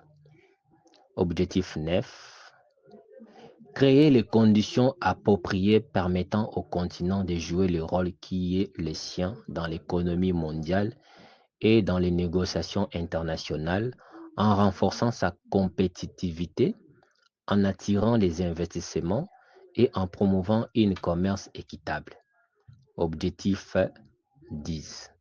Promouvoir le développement durable au plan économique, social et culturel, ainsi que l'intégration des économies africaines en favorisant une croissance inclusive, la protection de l'environnement et la valorisation du patrimoine culturel. Objectif 11. Promouvoir la coopération dans tous les domaines de l'activité humaine en vue de relever les niveaux de vie de peuples africains en investissant dans l'éducation, la santé, les infrastructures et l'innovation. Objectif 12. Coordonner et harmoniser les politiques entre les communautés économiques régionales existantes et futures en vue de la réalisation graduelle des objectifs de l'Union en assurant une synergie et une complémentarité entre les différentes initiatives d'intégration. Objectif 13. Accélérer le développement du continent par la promotion de la recherche dans tous les domaines, en particulier en sciences et en technologie, en encourageant l'innovation, le transfert de technologies et le développement des capacités locales.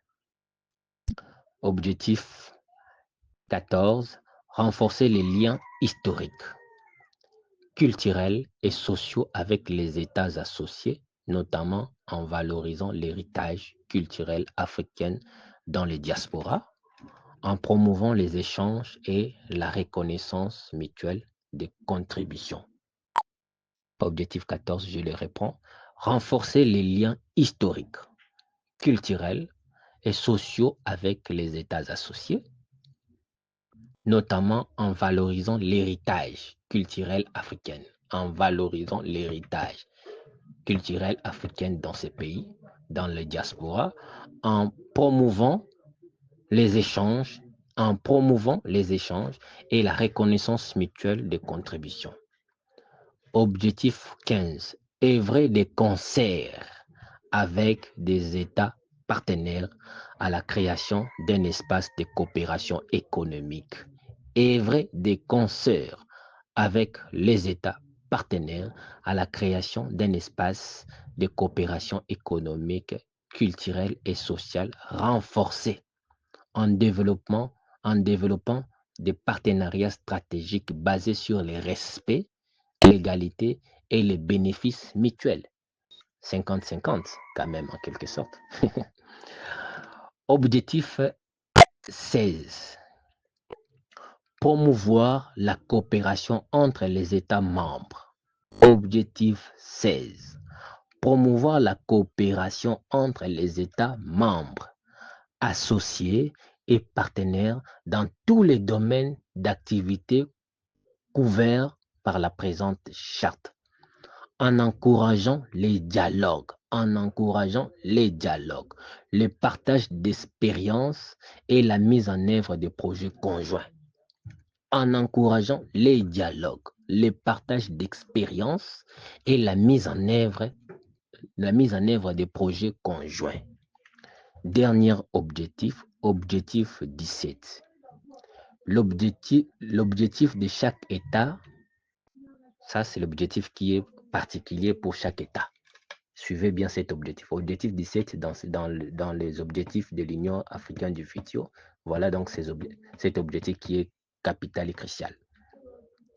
L'objectif de chaque État, que cela soit État membre, État associé ou partenaire, écoutez bien, l'objectif de chaque État est de défendre ses intérêts légitimes. Dans chaque État qui se trouve dans l'Union africaine, que ce soit l'État membre, les États associés ou les États partenaires, chaque État a pour objectif défini par la charte de l'Union africaine. Voici cet objectif. L'objectif de chaque État est de défendre ses intérêts légitimes, premièrement. Deuxièmement, d'apporter son expertise unique. Deuxièmement.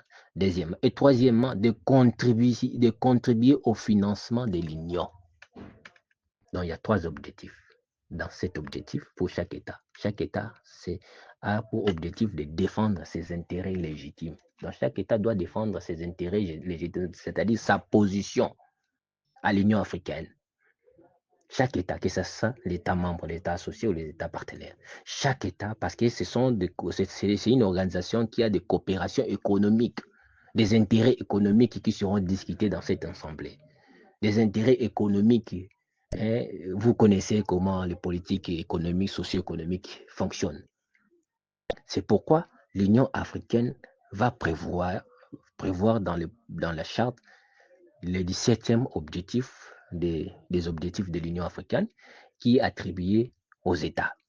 Je relis, c'est l'objectif 17.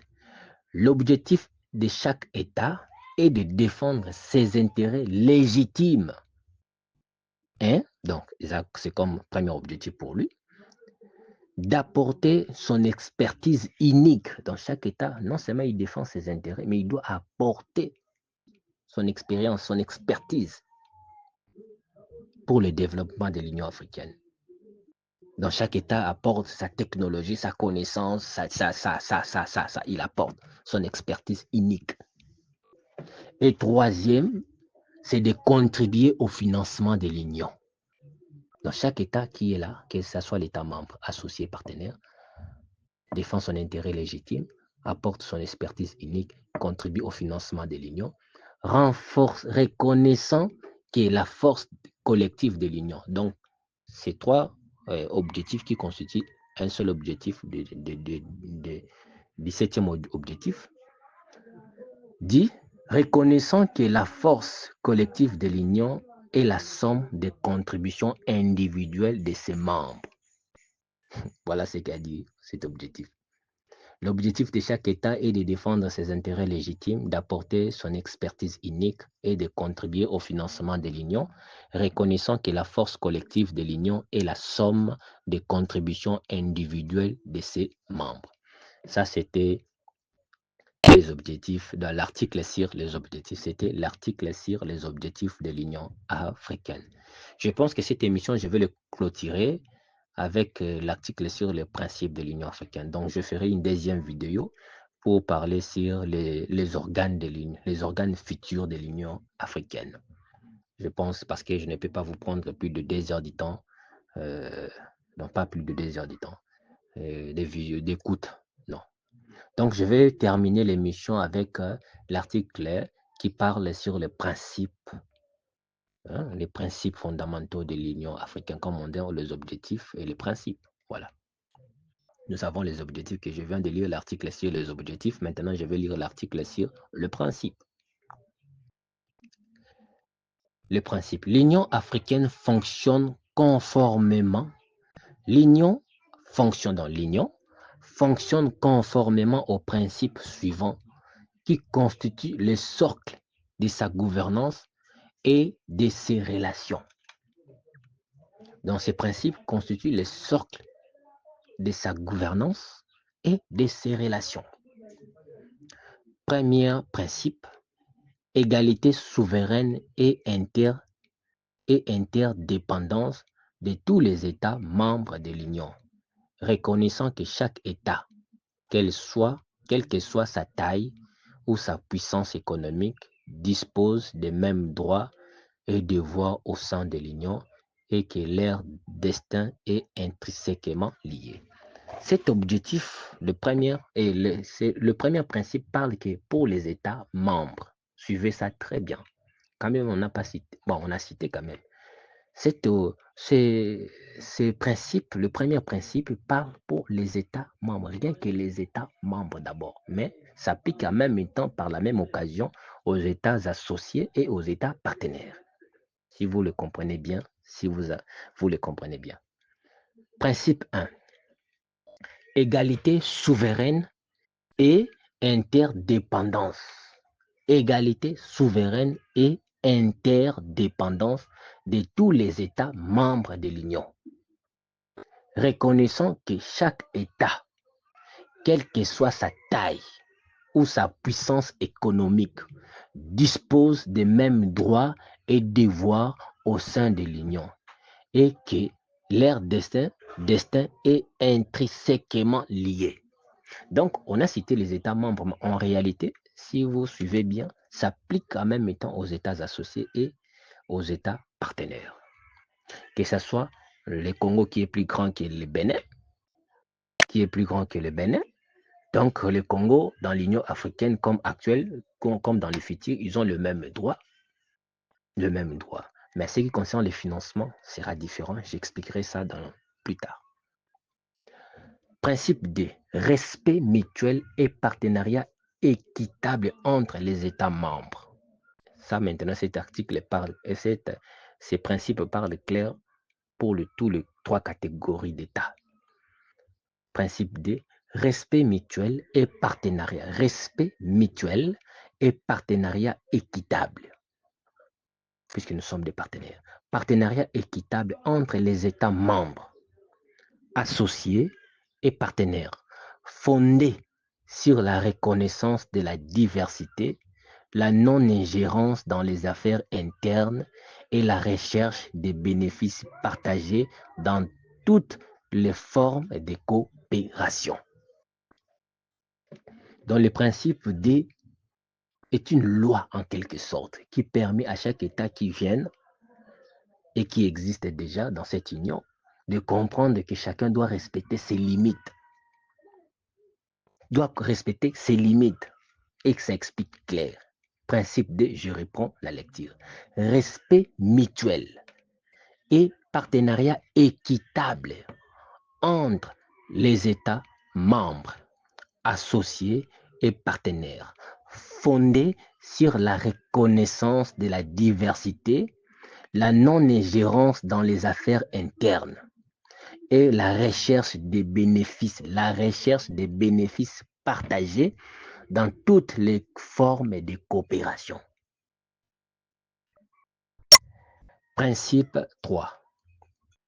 Respect des frontières existantes au moment de la cession à l'indépendance. Principe cardinal pour la stabilité et la prévention des conflits territoriaux sur le continent. Donc le troisième s'applique beaucoup plus aux pays africains qui cherchent des bagarres inutiles, des guerres inutiles. L'Union africaine sera très sévère. L'Union africaine du futur sera très sévère. Le principe qui sont comme des lois, des forces de loi, ces principes seront vraiment respectés, exigés son respect. Ils seront exigés par l'Union africaine du futur. Le respect de ces principes. Le principe 3, respect des frontières existantes au moment de la cession, au moment de la cession à l'indépendance. Principe cardinal pour la stabilité. On les considère comme étant principe cardinal pour la stabilité et la prévention des conflits territoriaux sur les continents. Principe 4.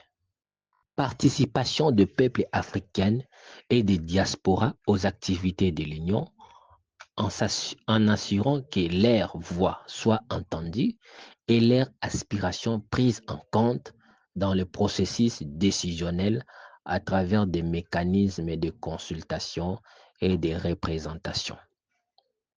Principe 5. Reconnaissance de la contribution historique. Ça, c'est le principe 5.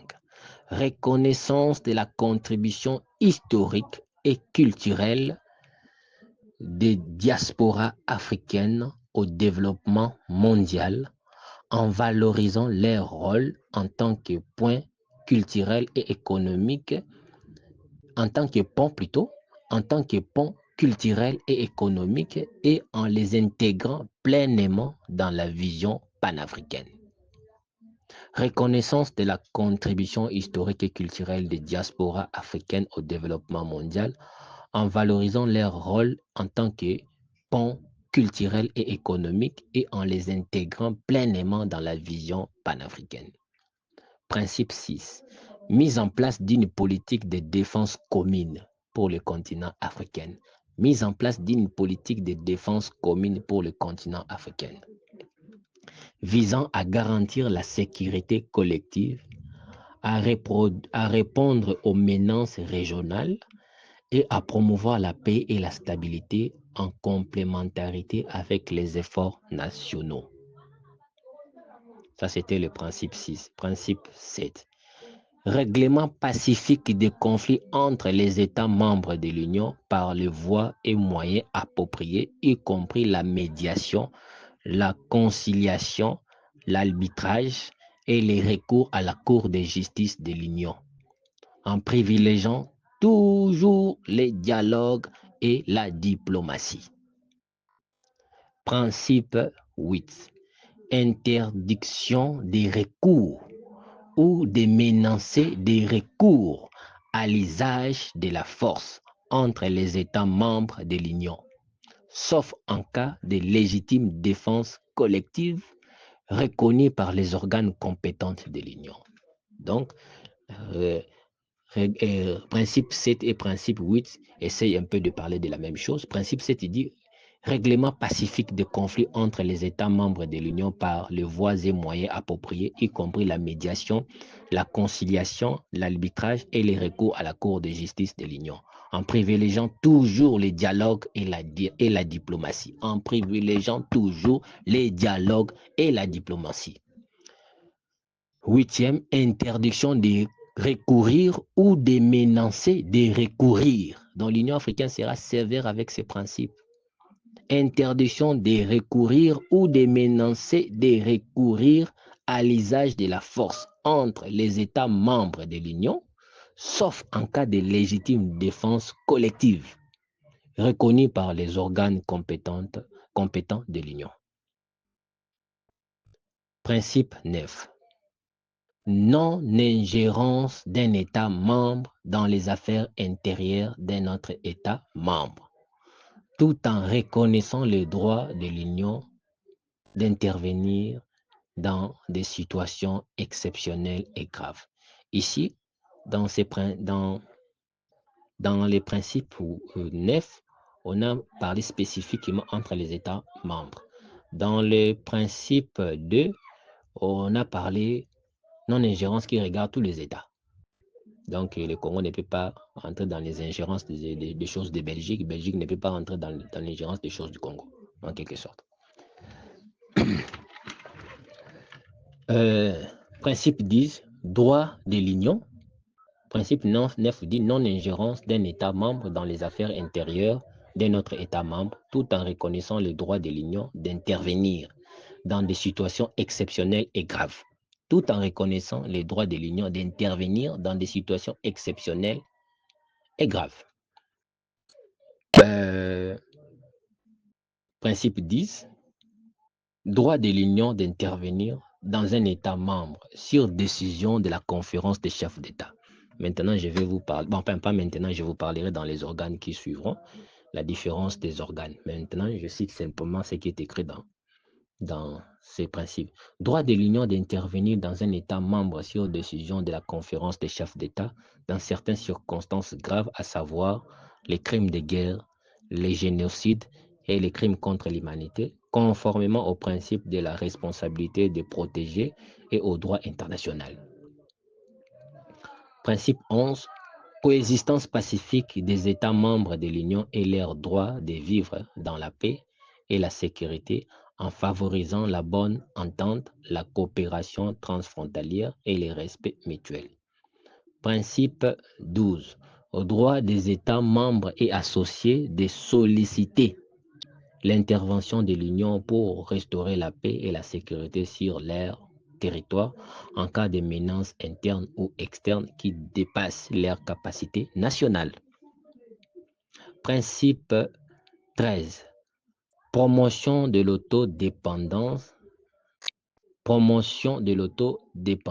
collective dans le cadre de l'Union en encourageant l'autosuffisance économique, la réduction de la dépendance externe et le renforcement des capacités endogènes. Je réponds à la lecture. Promotion de l'autodépendance collective dans le cadre de l'Union en encourageant l'autosuffisance économique, la réduction de la dépendance externe et le renforcement des capacités endogènes. Principe, donc là, on essaie d'aider les pays africains à ne pas vivre comme étant toujours des dépendants des pays occidentaux et européens. Donc ce principe permet aux pays africains de comprendre, de se prendre en charge en quelque sorte. Principe 14. Promotion de l'égalité entre les hommes et les femmes en garantissant l'accès égal aux opportunités, la participation pleine et effective des femmes à tous les niveaux de la vie publique et privée et la lutte contre toutes les formes de discrimination. Principe 15. Respect des principes démocratiques des droits de l'homme, de l'état de droit et de la bonne gouvernance en assurant la primauté du droit, la transparence, la reddition des comptes et la protection des libertés fondamentales de tous les citoyens. Principe 16. Promotion de la justice sociale pour assurer le développement économique équilibré en luttant contre les inégalités, en garantissant l'accès aux services de base et en favorisant une répartition équitable des richesses. Principe 17. Respect du caractère sacro-saint de la vie humaine, condamnation et rejet de l'impunité et des assassinats politiques, des actes de terrorisme et des activités subversives en s'engageant à protéger la vie et la sécurité de toutes les personnes. Principe 18. Condamnation et rejet des changements anticonstitutionnels des gouvernements et engagement à soutenir les processus démocratiques et la transition pacifique du pouvoir. Principe 19. reconnaissance des héritages complexes de l'histoire, y compris ceux liés à la traite négrière et à la colonisation, et engagement à construire des relations équitables basées sur le respect mutuel, la compréhension et la justice réparatrice, là où, elle, là où cela est approprié. Dernier principe, coopération multilatérale dans le principe 20, coopération multilatérale avec les États associés partenaires dans le respect de la souveraineté nationale et de l'égalité entre les parties, en favorisant les partenariats justes et équitables qui bénéficient à toutes les parties prenantes. Donc, vous avez suivi avec moi les objectifs, vous avez suivi avec moi les définitions. Ce que je voulais dire avant de clôturer cette émission, le projet des chartes de l'Union africaine, c'est un projet que je vis pendant 4 nuits. Ce n'est pas seulement ce projet que j'ai été amené pour voir ce projet, j'ai été amené pour visiter le futur Afrique. Pendant 4 nuits, chaque nuit, l'ange de Dieu venait me prendre et on partait avec lui. Nous avons visité l'Afrique dans son ensemble. Il y a eu des endroits où on paraissait directement, on disparaît puis on paraissait directement au-dessus du ciel de ces pays, de l'un des pays d'Afrique. Il y a d'autres endroits où on marchait dans la rue de ce pays. Il y a d'autres endroits où on passait seulement les pays, et on passait le pays dans les airs, on voyait les pays. Nous avons visité l'Afrique dans son ensemble. Mais on descendait beaucoup plus dans les endroits où c'était important pour qu'il me parle de quelque chose ou me montre quelque chose. Et pendant 4 nuits, nous avons visité toute l'Afrique, alors que sur le plan physique, ici, vous visitez toute l'Afrique en 4 jours, c'est impossible. Mais pendant 4 nuits, nous avons visité toute l'Afrique comme si c'était rien. Mais l'Afrique est immense, l'Afrique est grande. Et l'Union africaine du futur sera costaud. L'Union africaine du futur, quand je vais faire les vidéos sur les organes de l'Union africaine, vous allez voir qu'il y aura vraiment un changement majeur avec les organes actuels. Il y aura vraiment un changement majeur parce que l'Union africaine va intégrer les États associés et les États partenaires. Il faut qu'il y ait des parts de responsabilité de ces États dans l'Union africaine. L'Union africaine gardera toujours sa souveraineté et son identité panafricaine. Au contraire, il ne sera pas influencé. Pourquoi? Parce que les États constitueront les noyaux décisionnels. Les États africains constitueront les noyaux décisionnels dans les décisions qui regardent la souveraineté du continent. Nous avons lu ensemble avec vous. Je vous ai épargné le temps de vous parler de ma visite de l'Afrique et qui prendra encore d'autres vidéos, plusieurs vidéos. Si je commence à expliquer ça, imagine déjà, je vous consomme 2 heures de temps d'écoute. C'est déjà trop. C'est déjà trop. Donc, l'Union africaine du futur, je vais parler dans la prochaine vidéo concernant ces organes. Ces organes qui sera vraiment différent des organes actuels, un changement majeur et profond, mais d'autres organes seront gardés, d'autres organes actuels seront gardés, comme par exemple les comités techniques spécialisés, mais seront revus d'une autre manière, ainsi que le comité des représentants permanents qui sera gardé, donc, et ainsi d'autres organes, je vous parlerai dans les vidéos qui parlera sur les organes de l'Union africaine. Mes chers abonnés, je vous remercie de me suivre, de mobiliser votre temps pour m'écouter. Il y a beaucoup de choses. Je n'ai même pas achevé mes émissions concernant le roi divin. J'ai tout simplement arrêté pour parler encore d'autres choses, je reviendrai pour parler au sujet du roi divin. Je voulais que vous puissiez avoir déjà des informations lorsque je vous parlerai au sujet du roi divin à l'époque de ces informations que je suis en train de vous révéler maintenant. Vous aurez déjà l'idée de savoir comment sera cet homme. Et au milieu de tout ça, je sais que beaucoup ont essayé de parler au sujet du roi divin, beaucoup parlent des négociations, beaucoup dont je ne vais pas entrer tout en détail au sujet du roi divin, du roi de Dieu. Mais pour l'instant, je vous parle d'abord de l'Union africaine.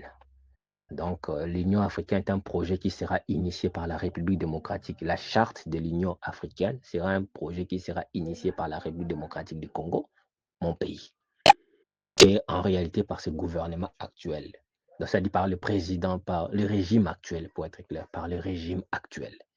Il suffit seulement le chef de l'État de notre pays puisse mobiliser son temps à écouter et à comprendre ses responsabilités, il verra qu'il peut sauver notre pays de diverses manières. Il y a beaucoup de choses, je vais vous révéler qui m'a été ordonné d'écrire. C'est pourquoi beaucoup de personnes me demandent, mon frère, toutes ces révélations, tu as dit, pourquoi tu n'as pas écrit ça dans un livre? Parce que quand je vois des choses, je cherche d'abord premièrement à noter ce qui est plus important dans ce que je vois. Par exemple, je vais vous poser une question. Quand vous faites un rêve exemple ordinaire, vous cherchez quoi à retenir dans ces rêves? Peut-être ce qui est seulement important, pas tous les détails. Alors, moi, des fois, quand je vois quelque chose, quand Dieu me montre quelque chose, mon esprit, le plaisir qui est en moi me pousse d'abord à rédiger ou à mettre en lumière, à mettre par écrit ce, qui, ce que je trouve utile hein, dans tout ce que je vis. Est-ce que je peux commencer à écrire mon parcours, le pays que nous avons visité, les endroits, écrire tout ça? Je pense que c'est épuisant d'abord pour moi et ce n'est pas amusant pour les lecteurs. C'est aussi épuisant. Donc, c'est pourquoi j'écris d'abord ce qui est plus important. Et quand j'écris, ce qui est plus important, je ne l'écris pas seul. Le Saint-Esprit m'aide à m'y rappeler parce qu'il est écrit, le Saint-Esprit vous enseignera toutes les choses et vous rappellera tout. C'est ça. Le Saint-Esprit, son rôle, c'est de nous rappeler. L'ange m'a montré, le Saint-Esprit m'a rappelé. Donc, tout est gravé dans ma mémoire, quand bien même que je ne m'exprime pas correctement, mais tout est gravé dans ma mémoire. Et avec une équipe d'experts que le chef de l'État, Félix-Antoine Tshisekedi, constituera à l'avenir, lorsque je présenterai ces projets au chef de l'État, le chef de l'État va constituer une équipe qui va travailler sur ces projets. C'est la République démocratique du Congo, mon pays, qui portera ces projets aux yeux du monde et à l'Union africaine pour que ces pays, ces projets soient adoptés à l'Union africaine et permettre à l'Union africaine d'évoluer. L'Union africaine va évoluer. Que le chef de l'État actuel ne fasse pas son travail, un autre qui viendra après lui prendra conscience de ce que je suis en train de vous révéler aujourd'hui. Merci, bien-aimés. Merci ceux qui m'ont suivi avec attention. Merci ceux qui ont mobilisé leur temps. Et je crois que je vous ai coupé les soifs ou les besoins d'entendre plus. Mais patientez. J'ai l'habitude de vous laisser 2, 3, 4 ou 5 jours avant de faire une vidéo parce que j'ai aussi mes occupations personnelles. Mais je crois que la prochaine vidéo ne tardera pas au sujet des organes de l'Union africaine, des nouveaux organes de l'Union africaine. Merci et bonne journée à tous.